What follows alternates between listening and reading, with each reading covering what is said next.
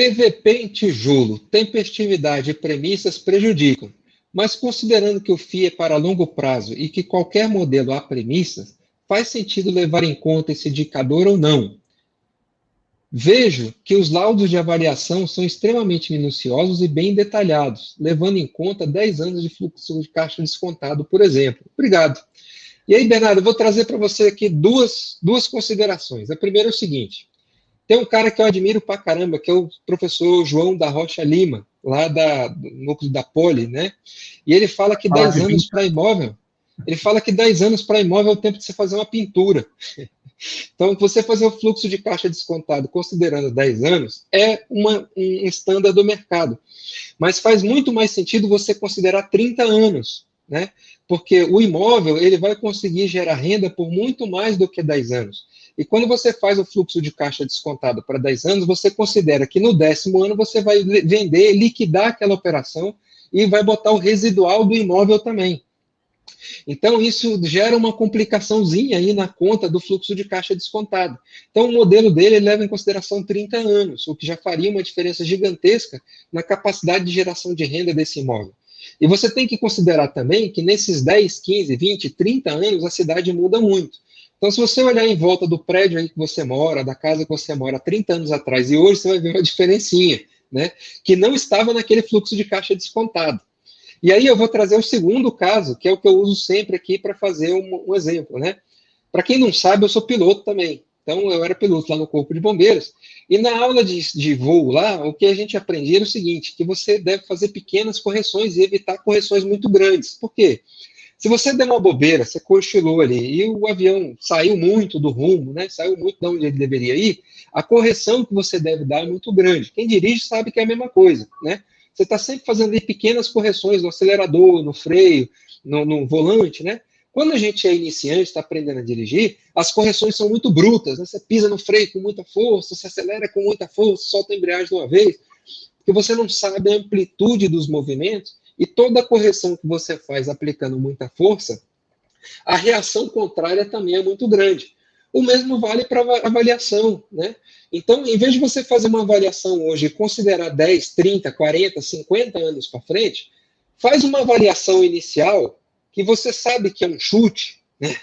Diante de tudo isso que você está conversando, e vai fazendo pequenas correções na sua carteira, né? Então, opa, esse troço aqui está grande demais, deixa eu diminuir essa posição, essa volatilidade aqui está demais. Pô, eu comprei muito caro, deixa eu esperar aqui para tentar baixar um pouco, aumentar a minha margem de segurança. Estabelece uma premissa, estabelece um objetivo, né? A gente vê que a maioria de vocês investe ao contrário, né? Você investe no como e não no porquê. A gente vai fazer uma live falando sobre isso. Vocês não sabem por que vocês investem porque querem ficar rico. Mas vocês não sabem quando vocês ficaram ricos e por que vocês são ricos e como vocês vão ficar ricos. Vocês compram e acumulam fundos imobiliários, ações, não sei o quê, porque isso no longo prazo vai te deixar rico. E não é bem assim, a gente vai falar sobre isso. Mas vai fazendo pequenos ajustes para você ir alcançando objetivos, né?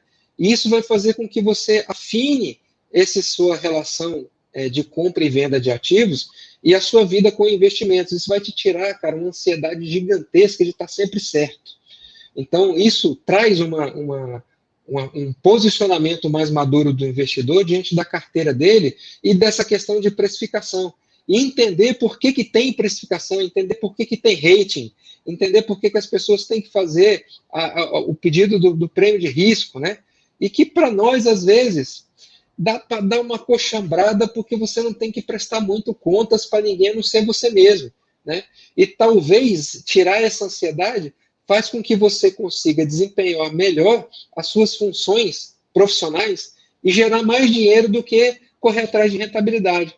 Então, eu dei uma esticada na sua pergunta aí para você entender que, no final das contas, todas essas premissas são premissas, todas elas são hipóteses e que elas podem ou não se realizar.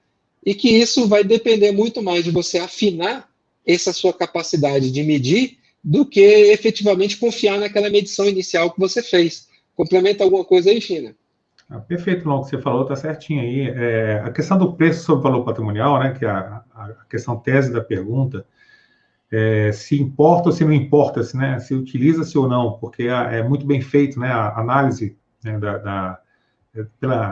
pela empresa lá que fez a contabilidade, né, que fez essa avaliação, ela é muito bem feita. Então, sim, vale muito a pena você observar, né, e você guardar essa questão do valor patrimonial, desde que você concorde com as premissas que foram adotadas na avaliação. Né? Então, como o Elon falou, 10 anos, né, ele faz para 10 anos, né, no caso desses fundos aí. O João da Rocha, não sei se fala 20 ou 30, né, eu não estou muito bem certo.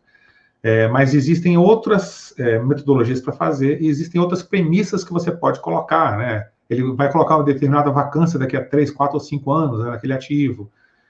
Então, todas essas premissas, quando você traz elas a valor presente, né, a taxa de desconto que você vai utilizar, todas essas premissas aí, elas podem ser modificadas. Então, se várias empresas fizerem várias avaliações diferentes, cada uma vai chegar a um valor um pouco diferente, pelo menos um pouco diferente, né? Então, se você concorda com as premissas que foram utilizadas e adotadas, se para você elas estão ok, perfeito, né? Aquele valor patrimonial ele serve muito bem para você. Não quer dizer que ele é o certo, mas quer dizer que é aquele que você aceita. E isso é o mais importante, né? Porque quem vai investir é você, e você tem que estar convicto, né, de que aquele ativo ali, ou aquela precificação daquele ativo, ela vai estar de acordo com o risco que você vai assumir. Né? Investimento é isso, né? Tomada de decisão.